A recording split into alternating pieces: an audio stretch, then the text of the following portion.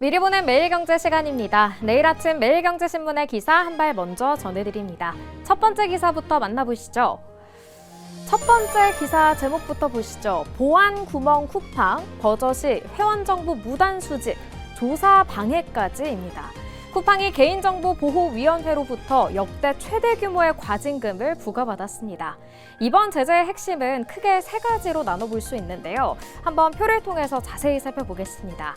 먼저 쿠팡은 3,755만 명의 개인정보를 유출했고 회원의 온라인 활동을 이렇게 개인정보를 정보 주체 1,117만 명의 권리를 침해한 걸로 나타났습니다. 여기에 자회사 쿠팡 풀필먼트 서비스의 별도 위반 사항까지 적발이 됐는데요. 결국 쿠팡에는 총 6,249억 원의 과징금이 부과됐습니다. 그렇다면 해커는 어떻게 개인정보를 빼냈을까요?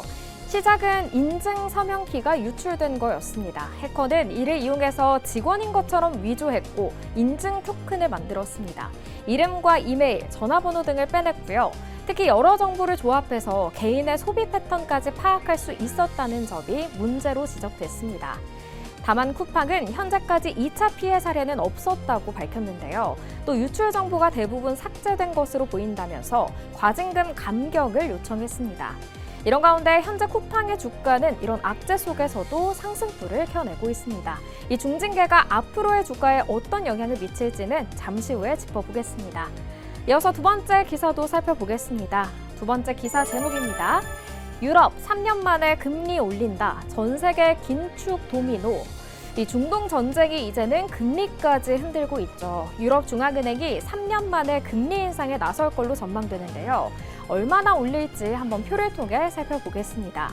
ECB는 이번 주 기준금리를 2%에서 2.25%로 인상을 확실시할 걸로 보이고요. 오른쪽 그래프를 한번 보시면요. ECB는 지난해까지 금리를 꾸준히 내려왔지만 이렇게 2023년부터 하락세를 보이는 걸 볼 수 있습니다. 하지만 이제는 물가 압력이 커지면서 다시 긴축 모드로 방향을 틀고 있는 상황입니다. 이 밖에 다른 국가도 금리 결정을 앞두고 있는데요.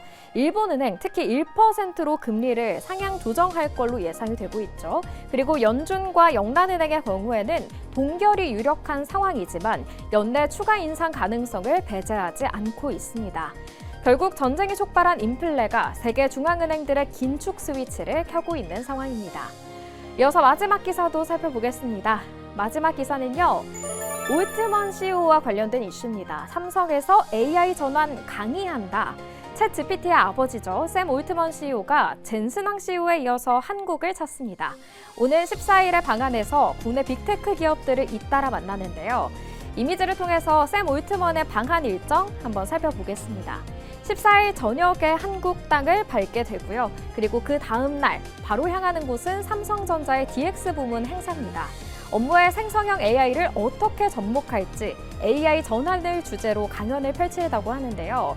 오픈 AI는 메모리 분야에서 삼성전자 그리고 SK하이닉스와 이미 밀접한 파트너십을 맺고 있는 상황입니다. 그리고 또 보시면 네이버와 카카오와도 협력하고 있는 상황이죠. 올트먼 CEO는 같은 날 정신아 카카오 대표와도 회동할 계획인데요. 함께 진행 중인 AI 협력 사업의 진행 상황을 점검한다고 합니다. 네이버와의 회동도 주목이 됩니다. 네이버가 독자적인 클라우드와 데이터 센터 인프라를 구축하고 있다는 점에서 새로운 깜짝 사업이 발표될 가능성도 있다고 합니다. 올트먼의 이번 방안이 한국 AI 소프트웨어 관련주에 훈풍을 불어일으킬 수 있을까요? 지금까지 미리 보는 매일경제였습니다. 네, 미리 보는 매일경제 함께 했는데요. 앞서 다뤘던 내용을 비롯해서 시장을 뜨겁게 달구고 있는 핫이슈 종목과 섹터를 분석해보는 브랜베어 시그널까지 함께 보겠습니다. 오늘은 이동근 퍼스트 프라임 리서치 대표와 함께합니다. 어서 오십시오. 네, 안녕하십니까. 예, 안녕하십니까.